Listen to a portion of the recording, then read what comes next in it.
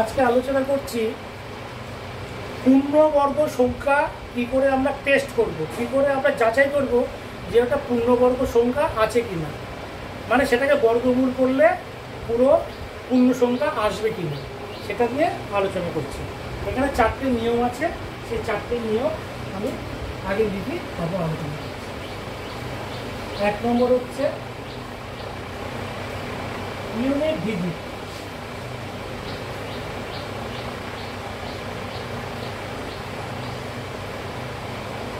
Unit digit 2, 3, 7, 2, 3, 7, 8 হবে না।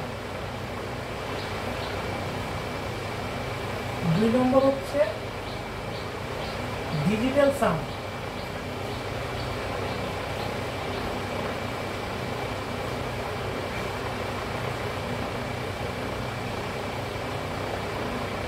Digital সাম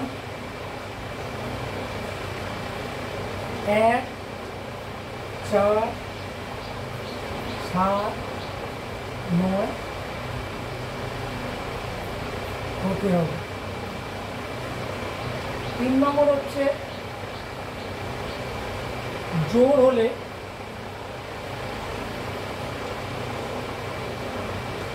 সংখ্যাটাকে 8 দিয়ে ভাগ করলে 0 বা 4 অবশিষ্ট হবে।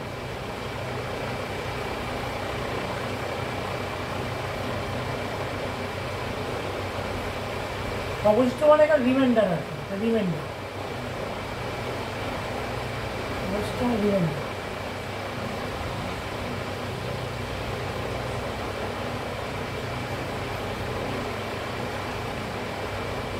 শূন্য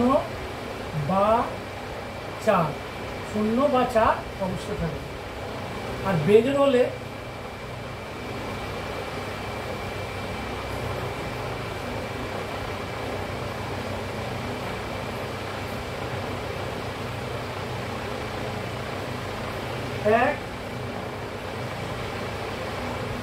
এটা অবশ্যই মানে ভাগ শেষ।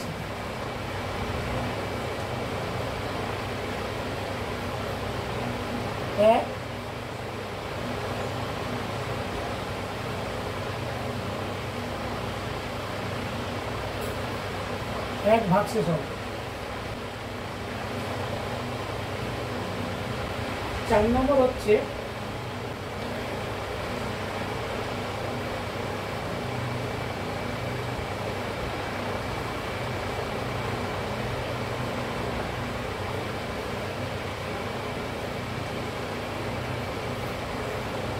এককের অঙ্ক বেজের হলে দশকের অঙ্ক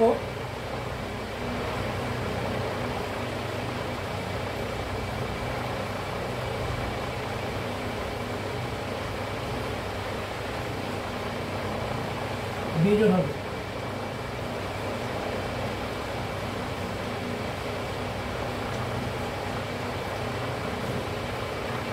এককের অঙ্ক 6 হলে দশকের অঙ্ক বেজোড় হবে। আর জোড় হলে আর বাকি তা না হলে দশকের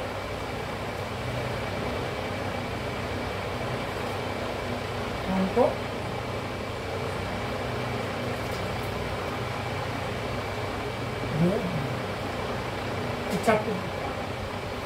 ইউনিট ডিজিট 2, 3, 7, 8 হবে। তার কারণ 1, 2, 3, 4, 5, 6, 7, 8, 9। 1 কে স্কোয়ার করলে 1, 2 কে স্কোয়ার করলে 4, 3 কে স্কোয়ার করলে 9, 4 কে স্কোয়ার করলে 16, 5 কে স্কোয়ার করলে 25, 6 কে স্কোয়ার করলে 36, 7 × 49, 4 × 9 49, 8 × 64, 9 25। তার মানে স্কোয়ার করলে ইউনিট ডিজিটগুলো কি আসছে? 1 আসছে, তার মানে 1 আসছে। 4 আসছে, 1 আমি লিখে দিই, 1 2 3 4 5 6 7 8 9। ইউনিট ডিজিট কি আসছে? 1 আসছে, 4 আসছে, 9 আসছে, 6 আসছে, আবার 5 আসছে, 6 আসছে, 6 আছে, 9 আসছে, 9 আছে, 4 আসছে, 4 আছে, 1 আসছে, 1 আছে। তাহলে বাকি রইল কি? বাকি রইল 2 3 7 8। ওই জন্য 2 3 7 8 হবে না।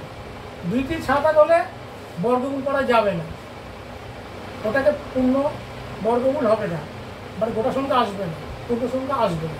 তাহলে 2 3 7 8 এখানে ওই জন্য এটা বলা হয়েছে, এই তিনটে বলা হয়েছে। ঠিক আছে। আচ্ছা, এবারে ডিজিটাল সাম এটা হতে হবে। ডিজিটাল সাম এটা হতে হবে মানে কি? আমি আগে আলোচনা করেছিলাম যে কোনো একটা গুণ বা কোনো কিছু করলে সেগুলো কি হবে, সেগুলো সব যোগ করে ডিজিটাল সাম থেকে করতে হবে। যেমন কোনো সংখ্যা যদি আমি দেখি এখানে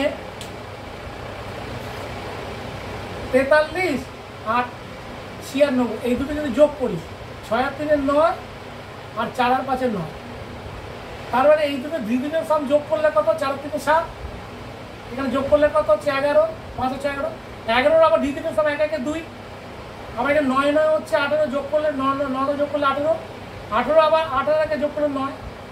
তার মানে কি এখানে 7 এর সাথে 2 যোগ করে যদি 9 হয় তাহলে এই যোগফলটা ঠিক আছে।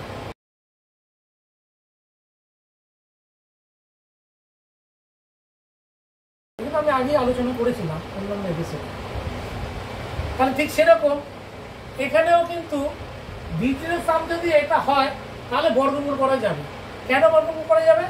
তার কারণটা হচ্ছে 1 4 7 9। আচ্ছা, এখানে আমি একটা দেখি, 1 1 2 3 4 5,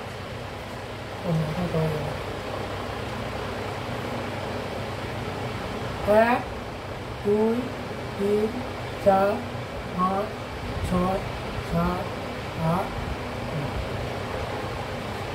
এবারে 1কে তো বর্গমূল করা যাচ্ছে, বর্গমূল করলে 1 আসছে, 2কে করা যাচ্ছে না, 3কে করা যাচ্ছে না, 4কে করা যাচ্ছে, 2 আসছে, 9কে করা যাচ্ছে, 3 আসছে।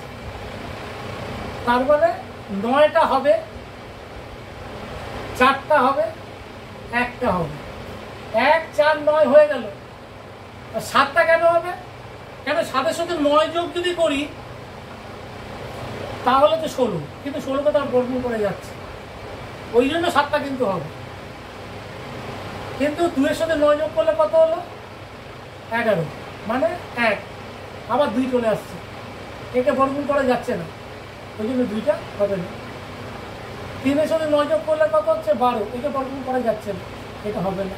5-এর সাথে 9 যোগ করলে কত হচ্ছে? 14, এটা বর্গমূল করা যাচ্ছে না, এটা হবে না। 6-এর সাথে 9 যোগ করলে হচ্ছে 15, এটাও বর্গমূল করা যাচ্ছে না, এটা হবে না। 8-এর সাথে 10 যোগ করলে হচ্ছে 17, 17 বর্গমূল করা যাচ্ছে না, তাহলে এটাও হবে না। এগুলো বর্গমূল করলে ওই সংখ্যাগুলো ডিজিটাল সাম কিন্তু এই কটা হলে কিন্তু বর্গমূল করা যাচ্ছে। 1 হলে হচ্ছে কেন?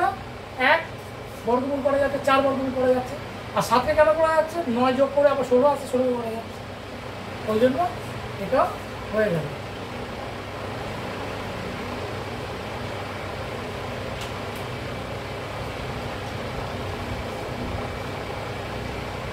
আচ্ছা, এবারে বলছে জোড় হলে 0 বা 4 ভাগশেষ থাকে,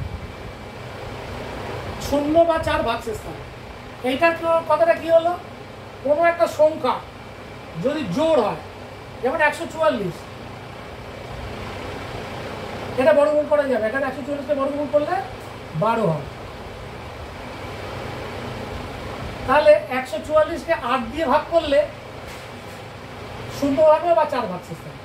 কেন এই কথাটা বলছে? তার কারণ হচ্ছে কোনো জোড় সংখ্যা যদি হয় ওটাকে 2x করা হয়, যে কোনো সংখ্যাকে যদি 2x করি সেটা জোড় হয়ে যাবে।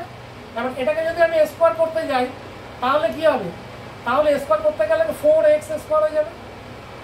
তার মানে কি এখানে একটা 4 ঢুকে আছে, একটা 4 ঢুকে আছে, তার মানে 4 দিয়ে তো ভাগ যাবেই। 4 যখন ঢুকে আছে, এবারে 4-এর গুণিতক, এটা 4-এর গুণিতক। 4-এর গুণিতক কি হচ্ছে মানে কি x সমান 1, x সমান 2, x সমান 3, x সমান 4 এভাবে যদি যায় 4-এর গুণিতক গুলো হয়ে যাচ্ছে এটা।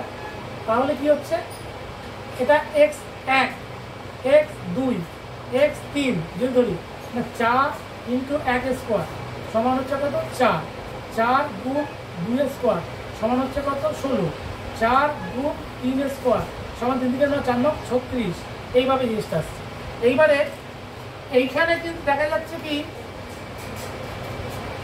হয় 8-এর মাল্টিপল, এটা যদি বেজোড় হয়, যদি বেজোড় হয় তাহলে 4 ভাগশেষ থাকবে।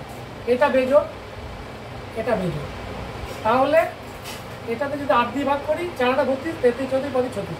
তার বেজোড় যখন হচ্ছে এটা প্রত্যেকটা তো 4-এর মাল্টিপল। এবার 4-এর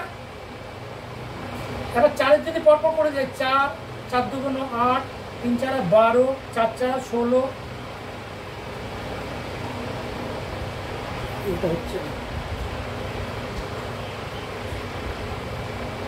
4-এর যদি আমি নামটা করে 4 4 4 2 8, 3 4 12, 4 4 16, 4 5 20, 5 24। কারণ একটাকে 8 দিয়ে ভাগ যাবে আর বাকিগুলো 4 ভাগশেষ থাকবে 8 দিয়ে ভাগ করলে। তার মানে এখানে 8 দিয়ে ভাগ করলে 0 ভাগশেষ, এখানে 8 দিয়ে ভাগ করলে 4 ভাগশেষ, 0 ভাগশেষ 4 ভাগশেষ, 0 ভাগশেষ 4 ভাগশেষ। যেহেতু জোড় সংখ্যাটা স্কোয়ার করে দিচ্ছি 2x হলে জোড়, তখন একটা 4-এর মাল্টিপল হয়ে যাচ্ছে এগুলো। এইবারে 4-এর মাল্টিপল হচ্ছে 4 2 8, তো তাহলে পরপর দেখলে হয় 4 ভাগশেষ থাকবে না 1 ভাগশেষ থাকবে।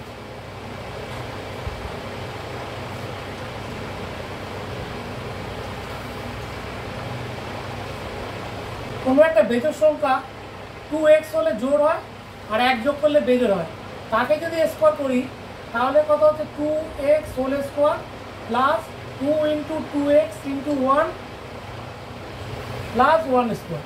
তার মানে এখানে কি হয়ে গেল 4x স্কোয়ার, 2 2 4 4 4x প্লাস 1। এখান থেকে যদি আমি 4x কমন নিই, 4x কমন নিলে x প্লাস 1 প্লাস 1 এই আকারে আসছে। তাহলে বেজোড় সংখ্যাকে যখন আমি স্কোয়ার করব তাহলে এটা 8 দিয়ে ভাগ যাবে। কেন 8 দিয়ে ভাগ যাবে, এখানে পরপর সংখ্যা, একটা আছে x, একটা আছে x প্লাস 1, এই দুটো যেহেতু পরপর আছে এর ভিতরে একটা কিন্তু 2 দিয়ে ভাগ যাবে। পরপর দুটো সংখ্যা যদি থাকে একটাকে 2 দিয়ে ভাগ যাবে, এটা বেজোড় হলে এটা জোড়, এটা জোড় হলে এটা বেজোড়। তার 2 দিয়ে যদি ভাগ যায়, এখানে একটাকে 2 দিয়ে গেল, আরেকটা তো 4 দিয়ে যাচ্ছে, তাহলে 4 2 8 দিয়ে যাবে, ওই জন্য এটা কিন্তু হবে।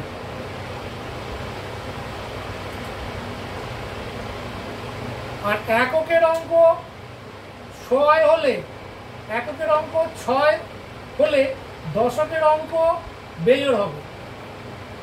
এককের অঙ্ক 6 হলে দশকের অঙ্ক বেজোড় হবে।